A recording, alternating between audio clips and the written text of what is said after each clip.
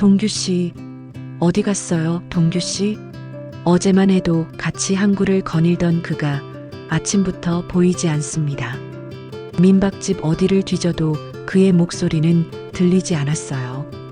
어제 나를 그렇게 사랑한다고 말해놓고는 말도 없이 떠나는 이런 경우가 어디 있나요?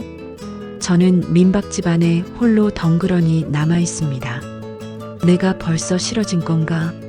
혼자 있기 싫다면서 나를 버리고 가는 건 대체 무슨 신보인 건가 싶었어요.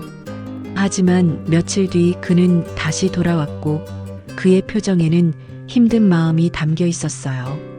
원망이 한순간에 걱정으로 바뀌는 순간이었어요. 그와 동시에 제 딸이 여기는 어떻게 알고 찾아왔는지, 그와 제가 함께 있는 모습을 목격하고는 과연 무슨 일이 있었던 걸까요? 이야기 시작 전 구독과 좋아요 눌러주시고 댓글 남겨주시면 여러분들에게 따뜻한 행운이 찾아갈 거예요. 안녕하세요. 저는 정화입니다. 올해 59살이고요. 30년 넘게 초등학교에서 아이들을 가르쳤죠. 지금은 통영에 와 있어요. 혼자 여행을 온 거예요. 아침 일찍 버스에서 내려서 가장 먼저 중앙시장으로 발걸음을 옮겼습니다. 시장 골목마다 생선 비린내와 김치 냄새가 뒤섞여 있더라고요. 할머니들이 좌판에 앉아 멸치며 미역을 팔고 있는 모습이 정겹더라고요. 시장을 천천히 둘러보며 걸었어요. 이런 시장 풍경을 본 게 얼마만인지 모르겠더라고요. 시장을 나와서는 바다로 향했습니다. 통영 앞바다가 한눈에 펼쳐지더라고요. 파란 하늘과 맞닿은 수평선을 보고 있으니 가슴이 뻥 뚫리는 기분이었어요. 갈매기들이 날아다니고 어선들이 느긋하게 떠있는 모습이 평화로웠습니다. 여기 좋네. 벤치에 앉아 한참을 바다만 바라보았어요. 사실 저는 지금 도망치는 중이었거든요. 남편이 세상을 떠난 지 벌써 1년이 다가오고 있어요. 집에 있으면 너무 답답했거든요. 매일 같은 시간에 일어나서 혼자 아침을 먹고 혼자 TV를 보고 또 혼자 잠들기를 반복하고 있었습니다. 거실 소파며 식탁이며 모든 게 남편과의 추억이 담겨 있어서 숨이 막히더라고요. 특히 저녁 때가 가장 힘들었죠. 남편이랑 함께 보던 드라마 시간이 되면 혼자 앉아 있는 게 너무 서러웠거든요. 어느 날 문득 이런 생각이 들더라고요. 이렇게 살면 안 되겠다고 말이에요. 그래서 딸 수연이에게 전화를 걸었습니다. 통영으로 여행을 가보고 싶다고, 혼자 바다라도 보면서 마음을 정리하고 싶다고 했어요. 수연이는 처음엔 걱정스러워했지만 엄마가 답답해하는 걸 알고 있었나 봐요. 잘 갔다 오라고, 연락 자주 하라고 하더라고요. 그 말을 듣고 나니 마음이 한결 가벼워졌어요. 그래서 다음날 아침 일찍 통영행 버스를 탔던 거죠. 집에서 느꼈던 그 답답함이 바닷바람에 조금씩 날아가는 것 같았거든요. 해가 지기 시작하니 숙소를 찾아야겠다 싶었습니다. 택시를 타고 해안가를 따라 달리는데 운전기사 아저씨가 말을 걸어왔어요. 어디 민박 찾으세요? 네, 바다 보이는 곳으로요. 그럼 파도 소리 민박이 좋을 거예요. 깨끗하고 사장님도 친절하거든요. 파도 소리 민박이라니 이름부터 마음에 들었어요. 하얀 2층 건물 앞에서 내렸는데 정말 바다가 한눈에 보이는 곳이더라고요. 대문 옆에 파도소리 민박이라고 쓰인 간판이 걸려 있었어요. 문을 열고 들어서니 65세 정도 되어 보이는 남자분이 나왔습니다. 키가 크고 어깨가 넓었어요. 얼굴은 바다 일을 오래 한 사람처럼 그을려 있더라고요. 첫인상이 좀 무뚝뚝해 보였어요. 방 하나 있나요? 며칠 계실 건가요? 일주일 정도요. 동규 씨라고 자기소개를 하시더라고요. 말수가 많지 않았지만 짐을 들어주면서 2층으로 안내해 주었습니다. 바다 보이는 방 드릴게요. 하루 5만 원이고요. 방문을 열어주면서 한 말이 기억에 남아요. 혼자 오신 거죠? 저녁은 제가 해드리죠. 받아보면서 혼자 먹기 쓸쓸하니까요. 그 말에 가슴이 찡했습니다. 이 사람도 혼자구나 싶었거든요. 창밖으로 보이는 푸른 바다와 하얀 갈매기들을 보고 있으니 처음으로 숨통이 트이는 기분이었어요. 여기서 좀 쉬어야겠다. 그때만 해도 이곳에서 이런 일이 일어날 줄은 꿈에도 몰랐죠. 첫날 밤은 생각보다 편안했어요. 바닷소리가 자장가처럼 들리더라고요. 아침에 일어나서 창문을 열어보니 햇살이 바다 위에서 반짝반짝 춤을 추고 있었습니다. 이런 풍경을 본 게 얼마만인지 모르겠더라고요. 동규 씨가 아침 식사를 준비해 줬어요. 된장찌개에 갓 구운 생선이 정말 맛있었죠. 혼자 먹는 밥상이 이렇게 따뜻할 수도 있구나 싶었어요. 방에 필요한 건 다 있죠? 네, 고마워요. 그런데 제가 방 정리를 좀 하고 싶은데 괜찮을까요? 물론이죠. 편하게 쓰세요. 아침을 먹고 나서 방으로 올라갔어요. 짐을 정리하려고 서랍을 열어보는데 뭔가 걸리는 게 있더라고요. 서랍 뒤쪽을 더 깊숙이 더듬어 보니 작은 책 같은 게 손에 잡혔습니다. 꺼내보니 낡은 항해일지였어요. 표지가 발에서 누렇게 변해 있었죠. 궁금해서 펼쳐봤는데 첫 페이지에 적힌 글귀가 눈에 들어왔어요. 사랑하는 이와 언젠가 다시 바다를 보겠다. 글씨체가 남자 글씨 같았어요. 아마 동규 씨 것이겠죠. 그런데 계속 넘겨보니 이상한 게 보이더라고요. 페이지 곳곳에 여자 이름이 적혀 있는 거예요. 미희, 미희, 또 미희. 항해 날짜 옆에 작은 글씨로 적혀 있더라고요. 어떤 페이지에는 미희야, 오늘도 바다가 예쁘다라고 연필로 흐릿하게 적힌 부분도 있었어요. 순간 가슴이 철렁했습니다. 이게 뭐지 싶었거든요. 혹시 동규 씨에게 아직도 마음속에 있는 사람이 있는 건 아닐까? 그런 생각이 들면서 괜히 죄책감이 생기더라고요. 마침 동규 씨가 2층으로 올라오는 발소리가 들렸어요. 급하게 책을 덮으려다가 그냥 솔직하게 물어보기로 했습니다. 동규 씨, 죄송한데 서랍에서 이게 나왔어요. 항해일지를 보여주니까 동규 씨 표정이 순간 굳어지더라고요. 잠시 뜸을 들이더니 대답했어요. 아, 그냥 옛날에 제가 적어둔 거예요. 항해사 시절 습관이었거든요. 그런데 뭔가 자연스럽지 못한 느낌이었어요. 눈빛이 흔들리고 있었거든요. 저도 더 이상 묻기가 어려워서 그냥 넘어갔죠. 그렇구나 싶어서요. 괜찮다면 제가 다시 넣어둘게요. 네, 그렇게 하세요. 동규 씨는 그렇게 말하고 금세 아래층으로 내려갔어요. 혼자 남겨진 방에서 저는 한참을 생각했습니다. 분명히 뭔가 있어요. 이 집 어딘가에 아직 떠나보내지 못한 사람이 있는 건 아닐까 하는 예감이 들더라고요. 바다를 바라보며 앉아 있는데 마음이 복잡했어요. 저도 남편을 잃고 이렇게 힘든데 동규 씨도 혹시 누군가를 그리워하고 있는 건 아닐까 싶었거든요. 그런데 왜 숨기려고 하는 걸까요? 오후에 딸 수연이에게 전화를 걸었어요. 잘 도착했다고, 파도소리 민박이라는 곳에서 지내고 있다고 말해줬죠. 여기 바다도 예쁘고 사장님도 친절하다고요. 수연이는 안심하는 것 같았어요. 엄마, 너무 무리하지 말고 푹 쉬다 와요. 응, 그럴게. 걱정 마. 전화를 끊고 나서도 자꾸 그 항해일지가 신경 쓰이더라고요. 특히 그 미희라는 이름이 머릿속에서 떠나지 않았어요. 그리고 동규 씨의 어색한 반응까지 뭔가 숨겨진 이야기가 있을 것 같았습니다. 저녁 무렵이 되니 동규 씨가 부엌에서 뭔가 요리하는 소리가 들렸어요.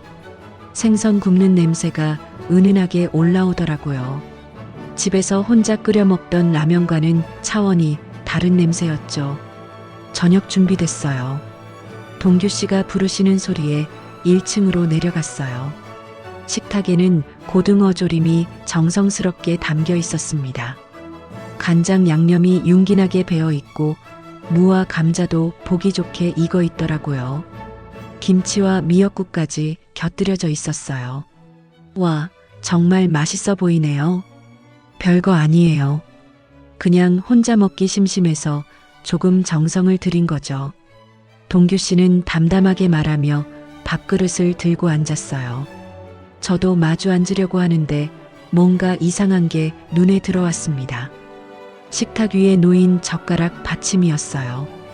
예쁜 도자기로 된 젓가락 받침이 2개 놓여 있는데 하나는 분홍색 꽃무늬가 있었고 다른 하나는 파란색이었어요. 명백히 부부용이었죠.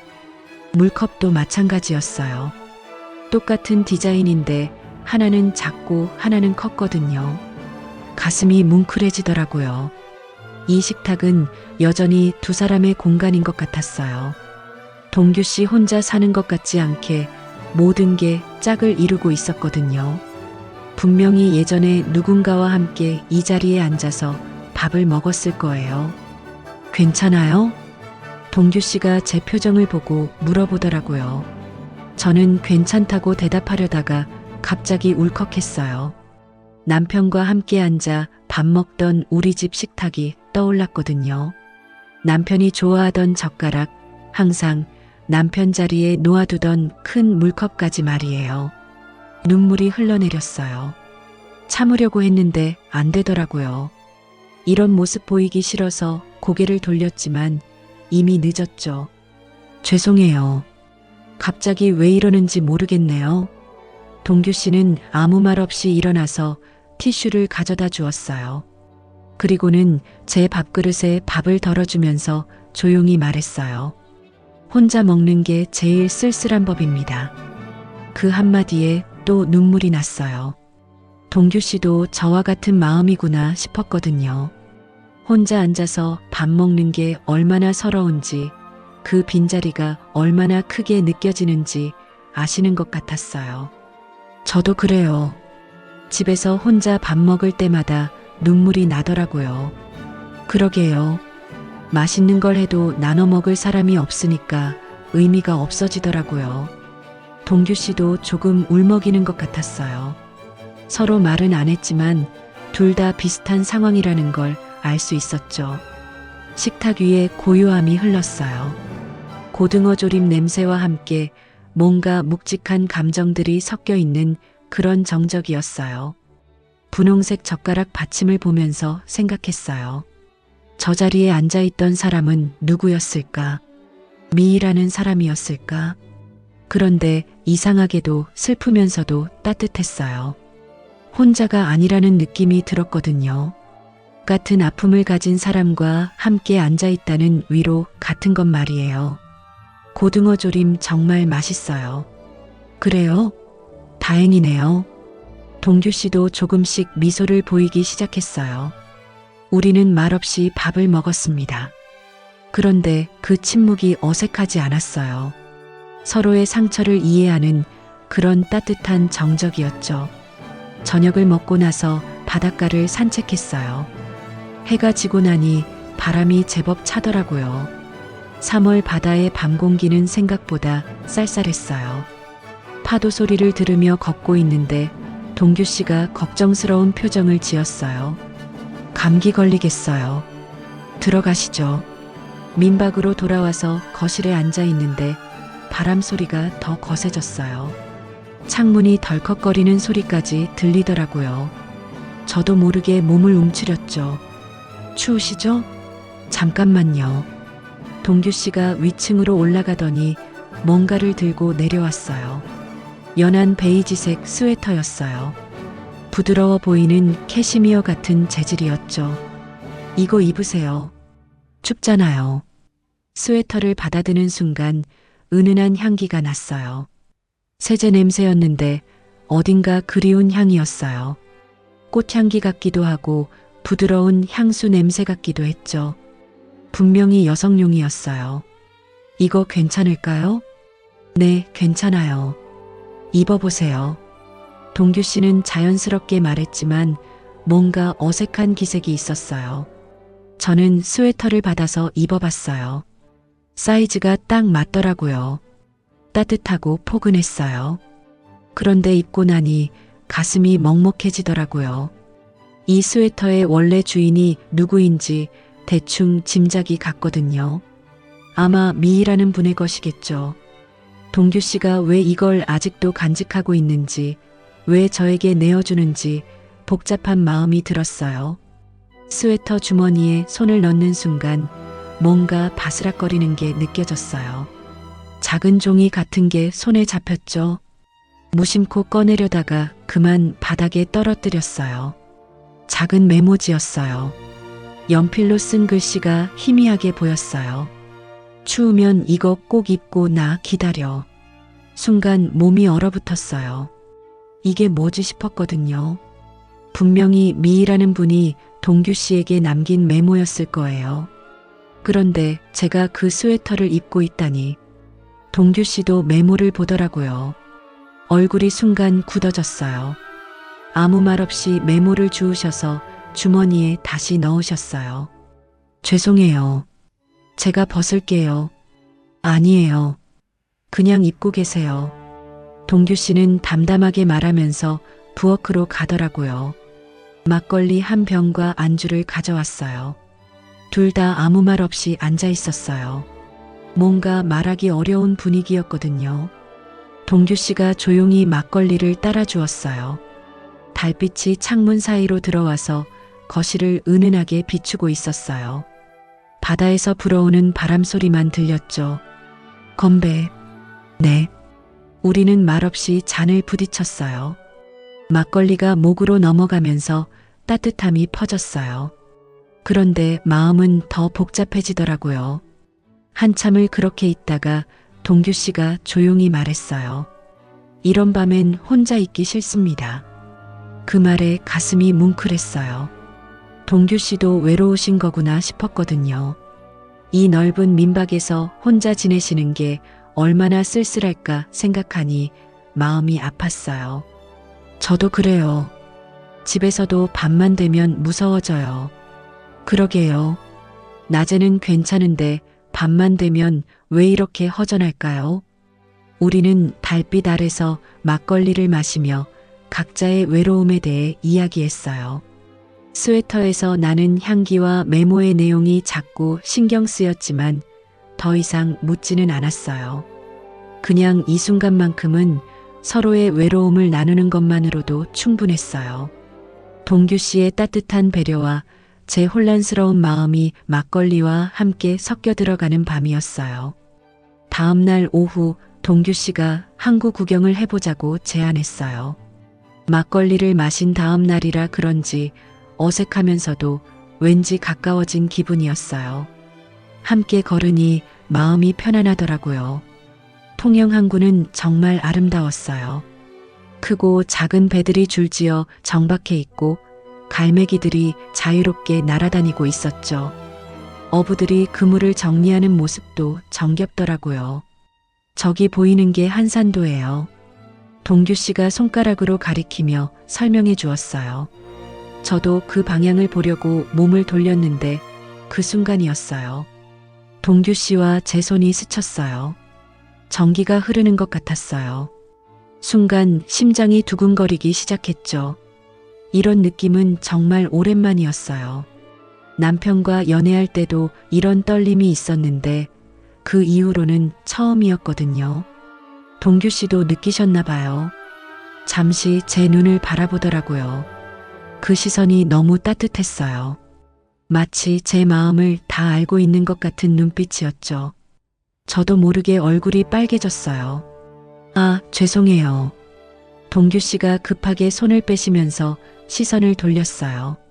갑자기 어색해진 분위기 때문에 저도 당황스러웠어요. 그 이후로는 둘 다 별말 없이 걸었죠. 민박으로 돌아와서도 뭔가 이상했어요. 동규 씨가 평소보다 말수가 적어졌거든요.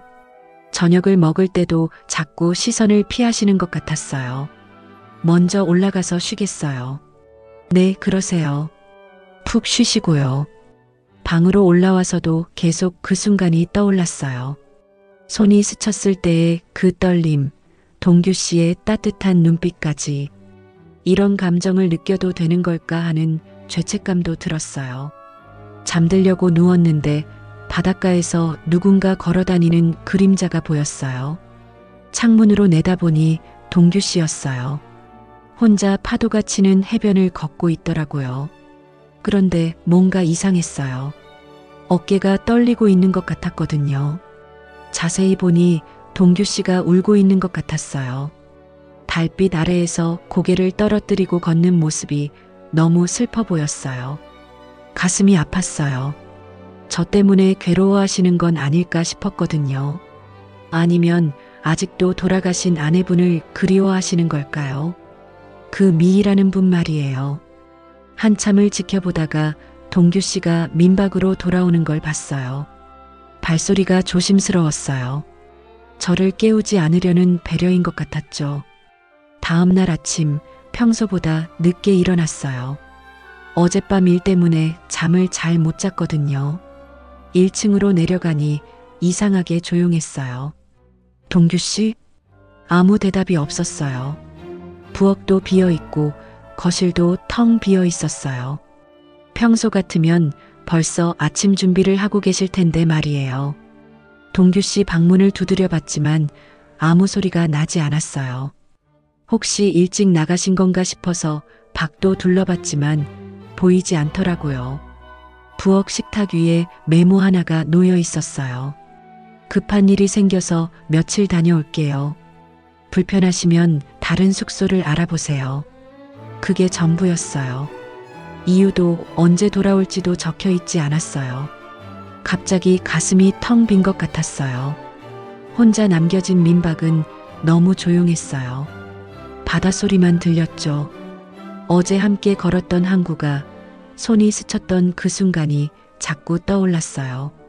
내가 잘못한 걸까?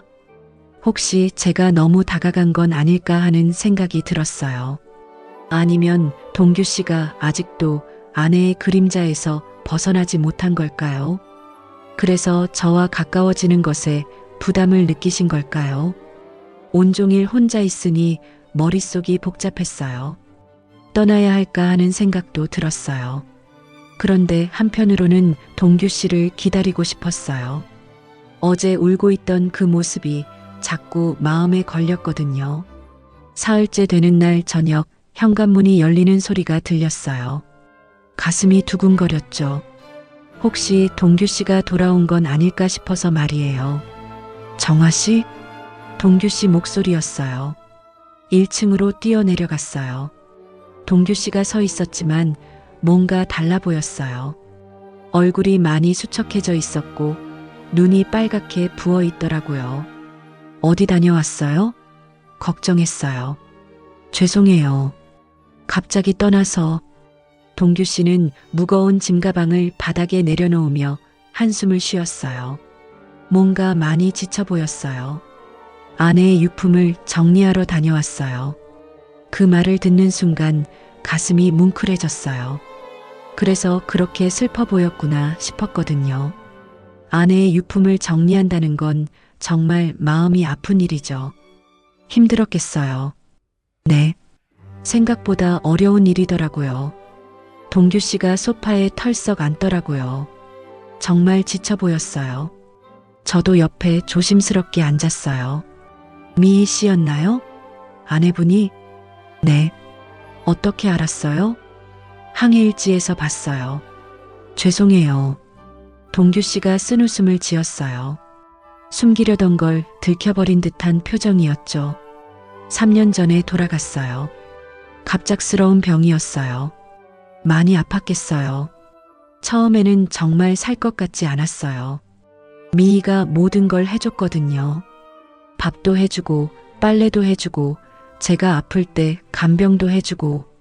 그런 사람이 갑자기 없어지니까 동규 씨 목소리가 떨리기 시작했어요. 아직도 아내를 그리워하고 있는 게 느껴졌어요. 저도 마음이 아팠어요. 남편을 잃은 제 마음과 똑같으셨을 거거든요. 그런데 용기를 내서 말해보고 싶었어요. 저도 똑같은 아픔을 겪었다는 걸 말이에요. 저도 그랬어요. 남편이 돌아가시고 나서 어떻게 살아야 할지 모르겠더라고요. 정화 씨도, 네, 1년 전에 돌아가셨어요. 우리는 서로를 바라보며 말없이 있었어요. 같은 아픔을 가진 사람끼리만 알 수 있는 그런 시간이었죠. 갑자기 용기가 생겼어요. 동규 씨에게 보여드리고 싶은 게 있었거든요. 저도 들려드릴 게 있어요. 핸드폰을 꺼내서 음성 메시지를 찾았어요. 남편이 돌아가시기 며칠 전에 남겨준 마지막 메시지였어요. 지금까지 혼자만 듣고 있었던 거였죠. 재생해도 될까요? 동규 씨가 고개를 끄덕였어요. 떨리는 손으로 재생 버튼을 눌렀어요. 여보, 나 먼저 가더라도 너무 슬퍼하지 마. 내가 혼자 남겨지지 않기를 바란다. 누군가 좋은 사람 만나서 행복하게 살았으면 좋겠어. 나는 내가 웃고 있을 때가 제일 예뻤거든. 사랑해. 음성 메시지가 끝나자 동규 씨 눈에서 눈물이 흘러내렸어요. 저도 참을 수 없었어요. 그 메시지를 들을 때마다 눈물이 나거든요. 좋은 분이셨네요. 네. 정말 착한 사람이었어요. 저보다 자기 걱정을 더 안 하는 사람이었죠. 미희도 그랬어요. 아프면서도 제 걱정만 했어요. 자기가 먼저 가면 제가 어떻게 살지 걱정된다고. 우리는 함께 울었어요. 서로의 상실을 이해하는 눈물이었어요. 같은 아픔을 겪은 사람끼리만 나눌 수 있는 그런 슬픔이었죠. 한참을 그렇게 있다가 동규 씨가 말했어요. 정화 씨 남편분 말이 맞는 것 같아요. 혼자 있으면 안 되는 것 같아요. 저도 그런 생각해요. 동규 씨를 만나서 조금씩 살아가는 법을 배우고 있어요. 저도요. 정화 씨가 있어서 다시 웃을 수 있었어요. 그날 밤 우리는 서로의 이야기를 많이 했어요. 아내와 남편에 대한 추억도 나누고 혼자 지내면서 힘들었던 이야기도 했죠. 딸 수연이에게도 전화를 걸었어요. 여기서 좋은 분을 만났다고, 많이 도움을 받고 있다고 조심스럽게 말해줬어요. 수연이는 엄마 목소리가 예전보다 밝아졌다며 다행이라고 했어요. 며칠 뒤 동규 씨가 김장을 담가보자고 제안했어요. 벌써 11월 말이라 김장철이 되었거든요. 혼자서는 귀찮아서 안 했는데 함께 하니까 재미있을 것 같았어요. 시장에 가서 배추랑 무 사올까요? 좋아요. 오랜만에 제대로 된 김장 한번 담가보고 싶었어요. 통영 전통시장에 함께 갔어요. 배추를 고르면서 동규 씨가 하나하나 골라주는 모습이 정겨웠어요. 마치 오래된 부부처럼 자연스럽더라고요. 이 배추가 좋네요. 잎이 두껍고 싱싱해요. 역시 아시는구나. 저는 잘 모르겠던데. 미희가 항상 이렇게 골랐거든요. 동규 씨가 웃으며 말했는데 예전 같으면 서운했을 텐데 이제는 자연스럽게 들렸어요. 미희 씨도 우리 사이를 이해해 주실 거라는 생각이 들었거든요. 무며 대파, 마늘까지 사서 민박으로 돌아왔어요.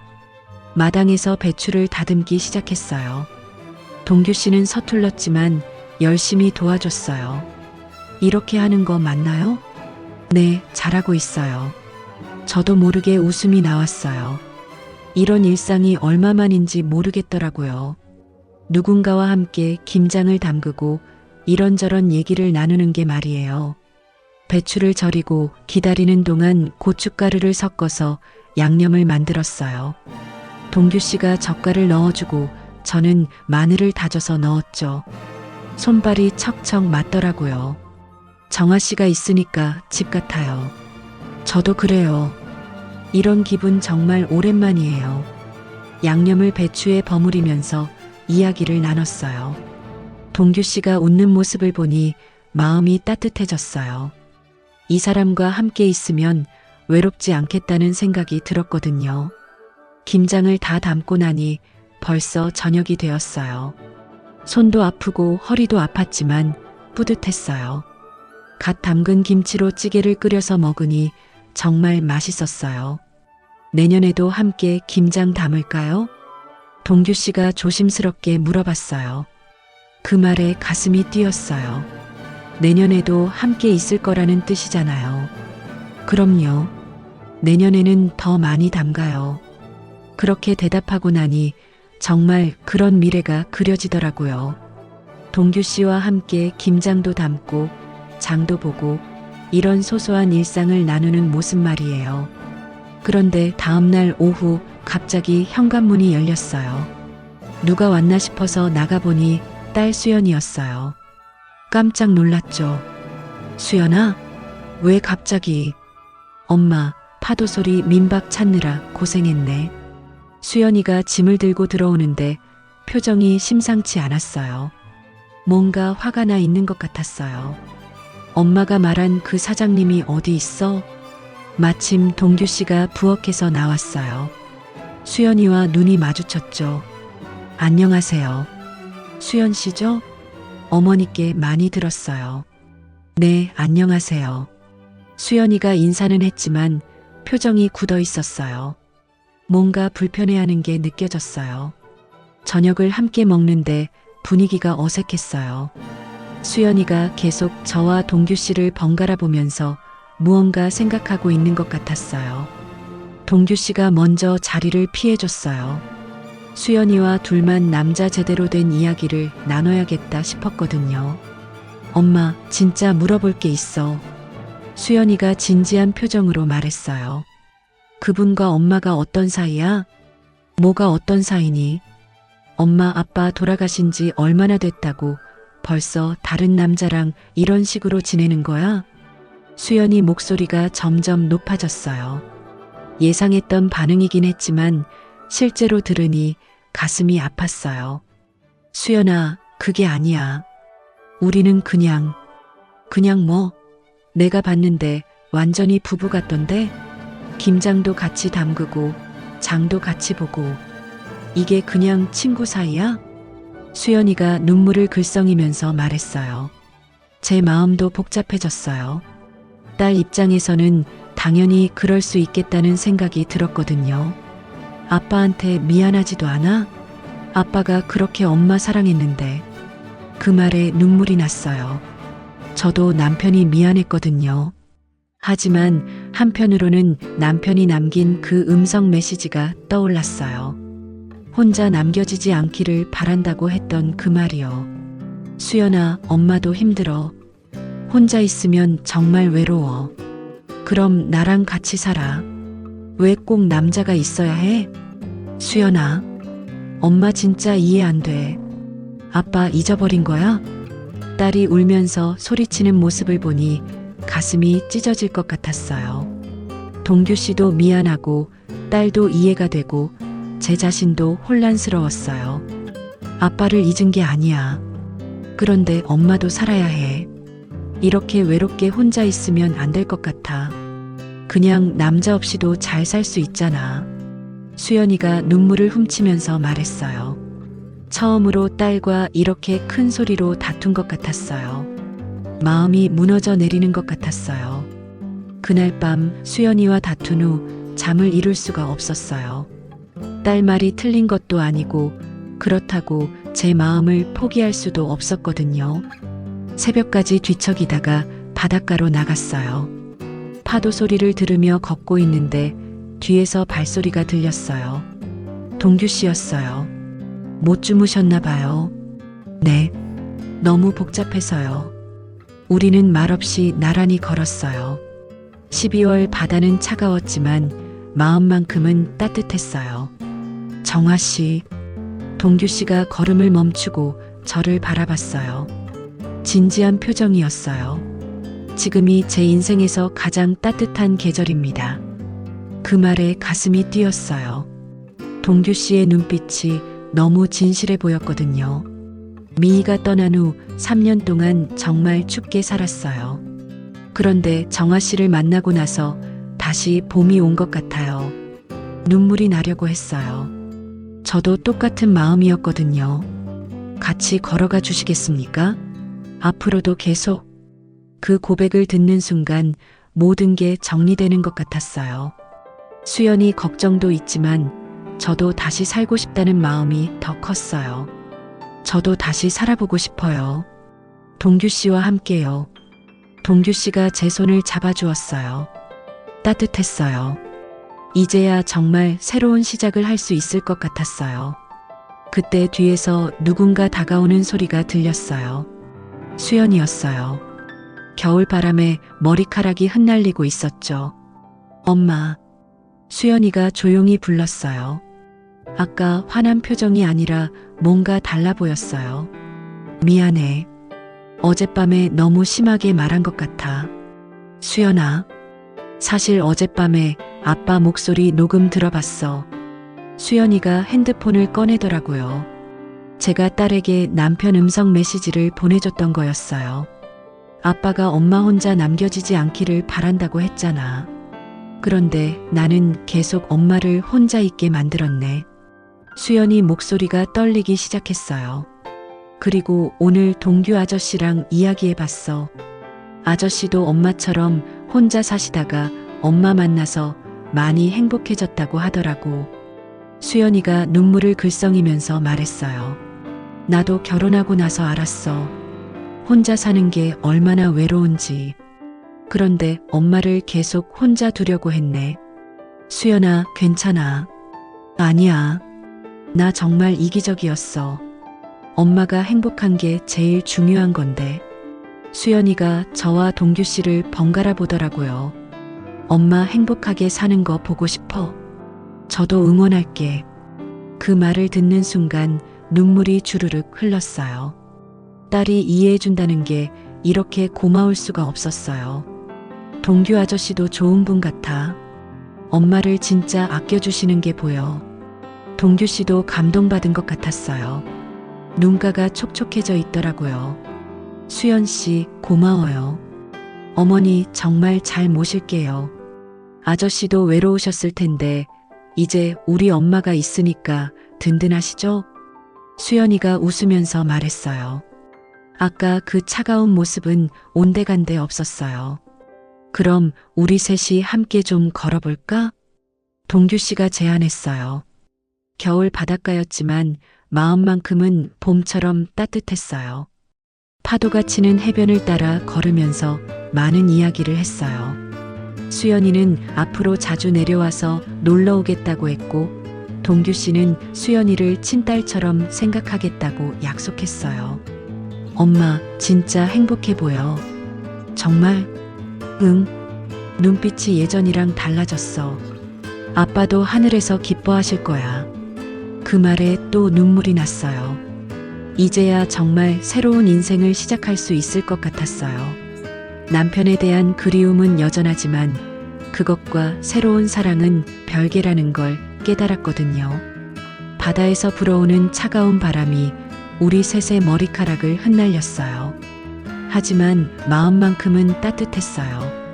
새로운 계절이 시작되는 기분이었죠.